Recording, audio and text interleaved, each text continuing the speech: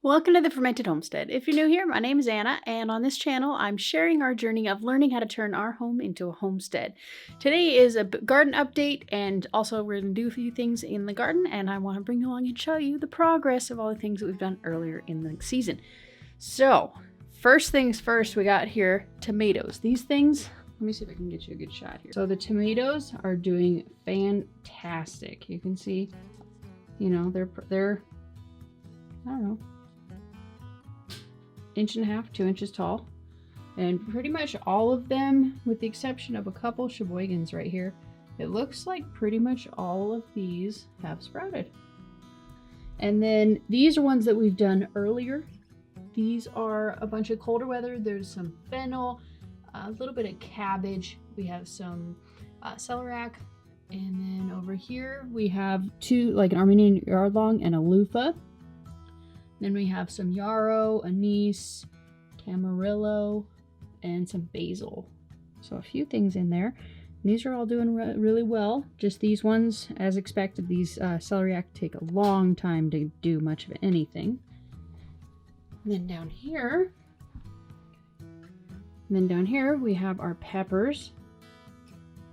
These ones are doing really good. Most of them have sprouted. I think there might be like one or two. It looks like, whoops, sorry about that. Looks like this pineapple didn't do very well. Okay, and then these kale that we planted are doing fantastic. These ones are actually going to move out to the greenhouse on our way outside to show you the garden out there and the progress outside. So let's get going outside. These are the kale that we planted. I want to say we planted these last week. It might have been the week before, but I'm pretty sure it was last week. And these ones, you can just see they're doing really great. So it's time to move them to the greenhouse.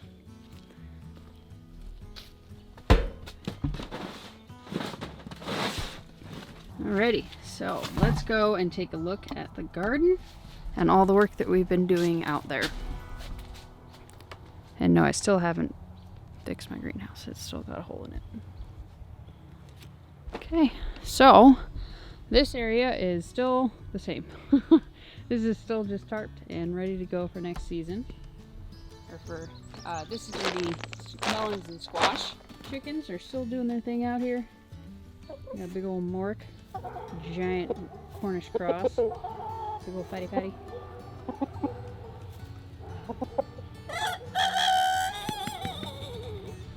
So the main event for this week has definitely been filling up the raised beds. If you watched my previous video, I will post that one somewhere up here. And we got this bed, and then I think those two, and the one up there. Yeah, we got those ones finished last week, and now we've got them all completely topped off with the bark. We got it moved from the beds up there down to here so that we could top it all off with it's like a super soil kind of mixture. It's like, I think it's like a sandy loam and compost and something else. Anyways, there's 3 different ingredients in it. And so we topped all of them off, and then we moved the bark from beds that had it to beds that don't have it. And you can see that we got them all totally filled in here. And it just looks wonderful, and I'm so excited. So what we've done, so we did that since we covered it all of them are covered up with bark, even these two here. Chicken. And last week we didn't have the bark moved over here, so we've got this one all filled up with bark. And then we topped off all of these beds. My son helped me with these 4 today, and we got them all topped off.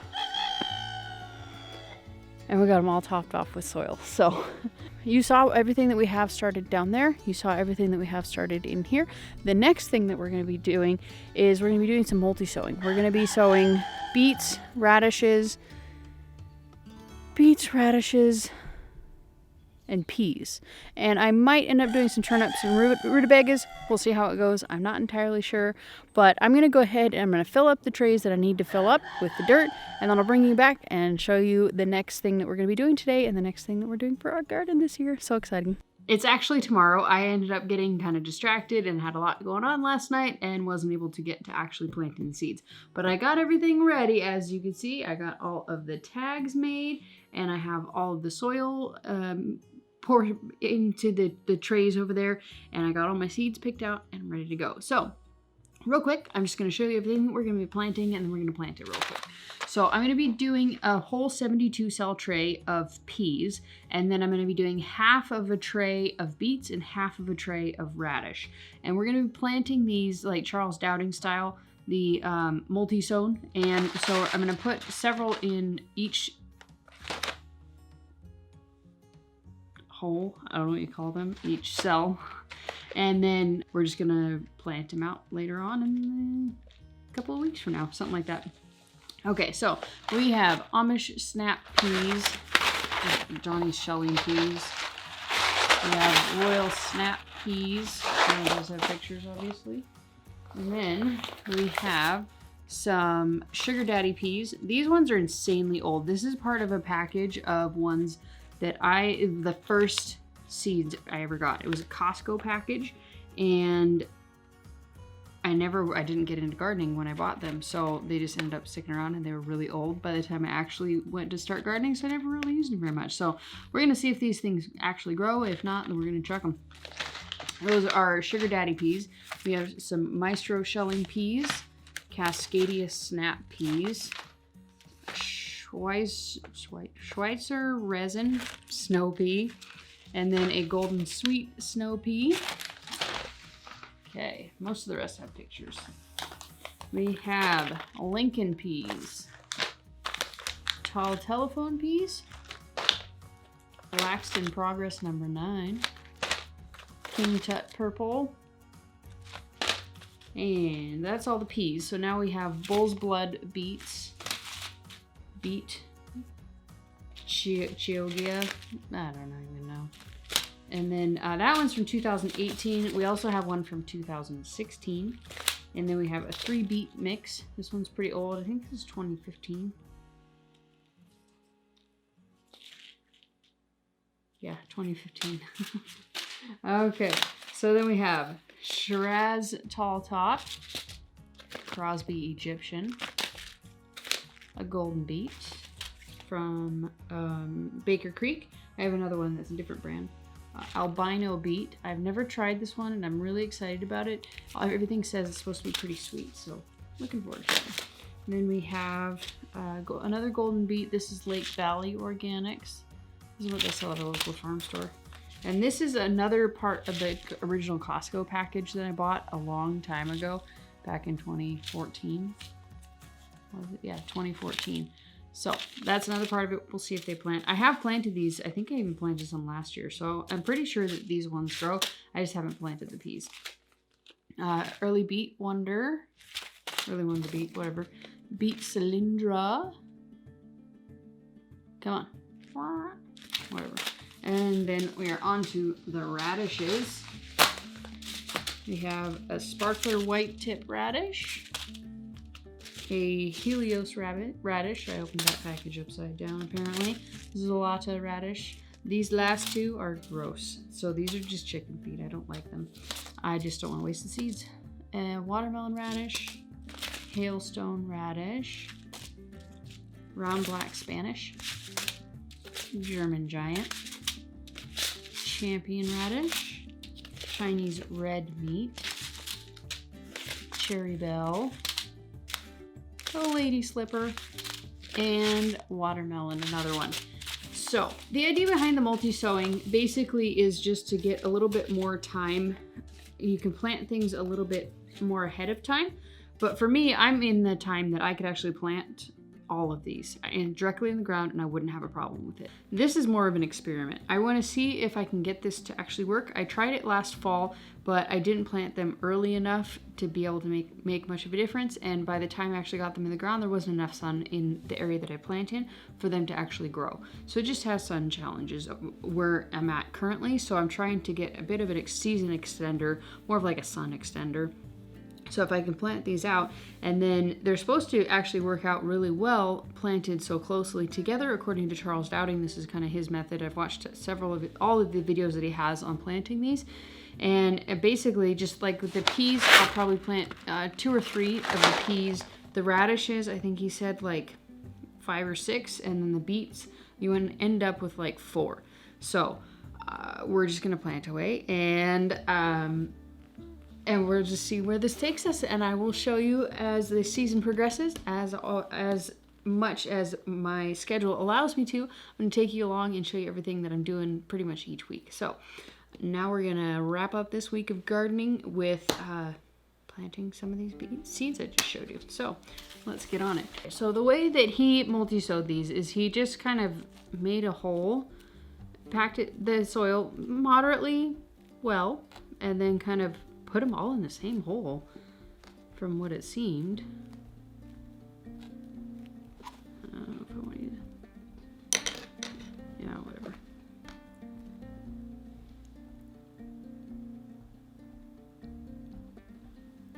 It's crazy putting so many in one hole.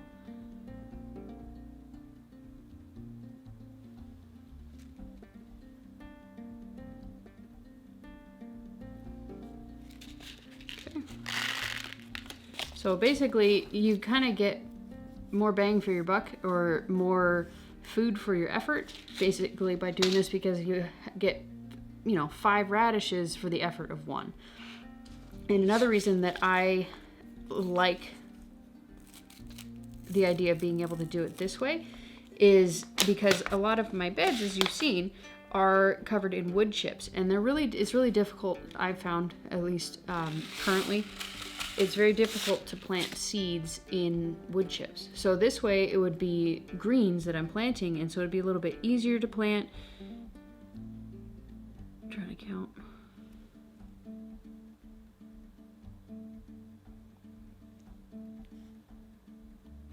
So it would be basically, ooh, darn it. It'd be easier to plant the greens of these, and it would be easier to keep track of where they are with the, yeah. That's just my opinion anyway.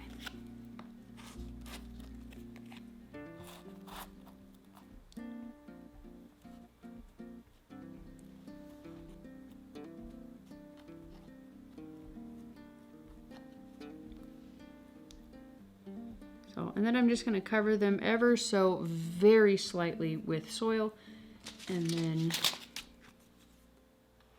later on we'll come by and I will show you what we're going to do next.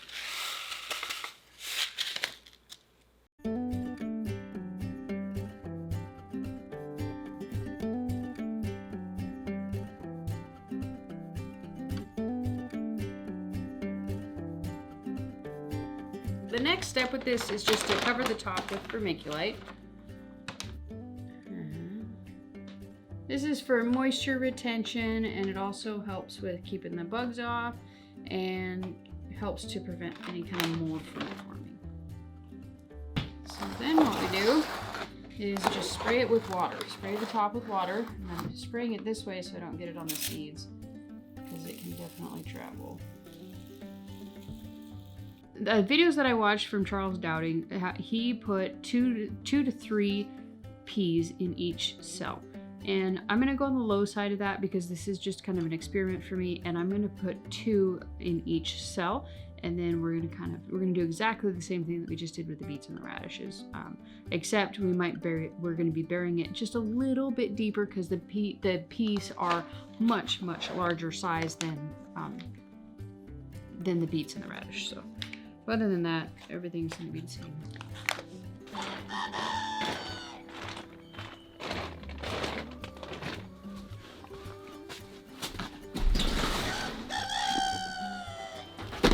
So as promised, I want to go ahead and show you my plan for the peas. This way is north.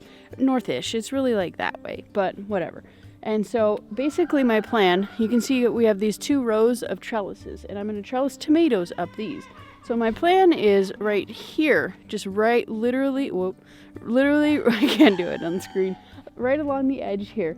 I'm going to plant the peas, and I'm going to just put up like maybe some kind of a, I have like bamboo posts, and I might end up using those, and just going to run like kind of a string trellis all the way down. I'm going to do that on as many beds as I have peas for, which hopefully will be all of them. And then I'm just going to let the peas grow up until they're done, and then I'm just going to pull them. And then, so if they're on the north side, as you can see, you know, they're not, well, this might be a better view here. I still need to actually rake out all this stuff. But, you know, there's only so much time in a day. And, so you can see, like, there's plenty of space here just to run it along, and it's not going to be obstructing the sun, and it should work out pretty well without shading out any of the, you know, the cash crops, the tomatoes here. Real quick before we wrap this video up, I wanted to take this opportunity to tell you about a couple of ladies that are in my life who are kind of in need of some help right now. The first one is, I'm sure that you've all heard about her, but she is the needy homesteader, Heather over there, Heather Kahn. Her and her family on the 13th of February were involved in a really terrible, deadly car accident. They were hit head on by a drunk driver, and the crash instantly killed Matt, her husband, and she was left very, very, very broken. She had 2 broken arms, she has a broken foot, and one of her legs was just completely shattered, and she had to have completely reconstructed with rods and plates and all sorts of different things. Her 2 little kids broke a bunch of bones, arms and clavicle, and they just, you know, and a broken heart, of course. So, I'm sure that you've heard me mention Heather several times. I've made many of her recipes on my channel, and that is because she's been a huge, huge part of my journey. I've been watching her videos for as long as I've been interested in this sort of thing, for a very, very long time. Since her children were teeny tiny little babies, I've been watching her channel and learning from her and just watching her journey and all of the things that she's learned. And she takes so much time to pass it along to us. She's one of the most joyful people that I've seen on YouTube. And she's just fantastic and filled with knowledge. She's taught me so much. And she has a something that she calls the inner circle, where, you know, you can join and it's to basically subscribe to her channel. And the day that she announced that, I signed up right away, because she's been such a huge part of my learning process and everything that I'm learning, how to be self-sufficient and canning, and, you know, just all sorts of different things that she's teaching and learning as she goes and teaching as she goes. So, and that's kind of the premise of my channel as well, is just kind of learning as I go and trying to teach you as I go. That's kind of her premise, but she's just much further along in her journey, and she just knows tremendously more than I do. So I just want to let you know about her if you do not already, and you can check out her GoFundMe page as well as her YouTube. I'll link both of those down below. Her husband was killed in the car accident, and she is currently in the hospital for a very long time. She's been in the hospital since that first day. She was unconscious, in a coma for like 4 days. She had a massive brain bleed. I mean, really, really, really terrible stuff. And you can check out her video that she did on it down below. She was MIA for a long time, and then finally she came and did a video, and the whole homesteading community has just come and surrounded her, and it's just been so awesome to watch how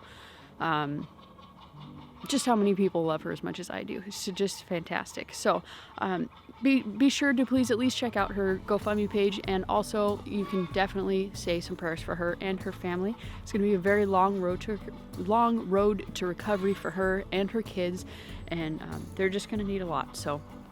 And Heather is also now tasked with being the sole breadwinner of her family, and she hasn't been in the past. She has done YouTube and homeschooled and taken care of her family, and now she's tasked with trying to turn her YouTube channel into something that is something that will sustain her family. So that is mainly what the GoFundMe is to give her extra time to heal and extra time to kind of recoup and figure out what her next step is. So I hope that you guys will definitely check that out down below. The second person that I wanted to tell you about is my older sister. You probably don't know about her yet, but she's kind of awesome as well. And she's living over in Hawaii right now, and she has been for a very long time. And she has 4 beautiful children, and she has been in a relationship for several years now, and it turned out it's been an abusive relationship, and she finally got the courage to leave. However, with that leaving became homelessness.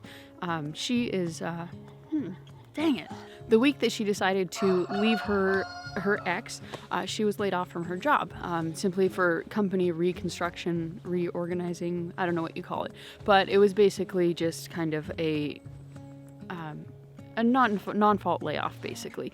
And so she's currently does not have an income either, and she's trying to do all of this. She's managed to save up some money herself, but she definitely needs some help. She has owned a property over there. It's like 1/8 of an acre, super small space, and she's in the process of trying to turn that into an off-grid homestead.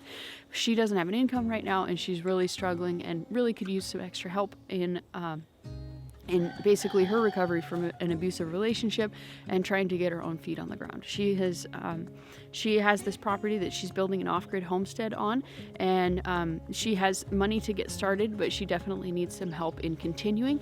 And she also could use a little bit of loving as well from people. Janelle is my older sister, so obviously I'm a little bit biased, but she is an awesome person, and she basically for several years of our childhood, she kind of raised me and my younger sister. She's the one who, made sure we brushed our teeth, and she made us dinner, and she, made sure we weren't hanging out with the wrong crowd and all those sorts of things. She kind of just took care of us. She lost a bit of her childhood taking care of us younger siblings, and hopefully through this I can, at least help to repay a small bit of that to her in kindness. I've obviously, donated as much as I can to both of these lovely ladies. I just wanted to reach out to you, and if you guys feel led to help out these lovely single moms, I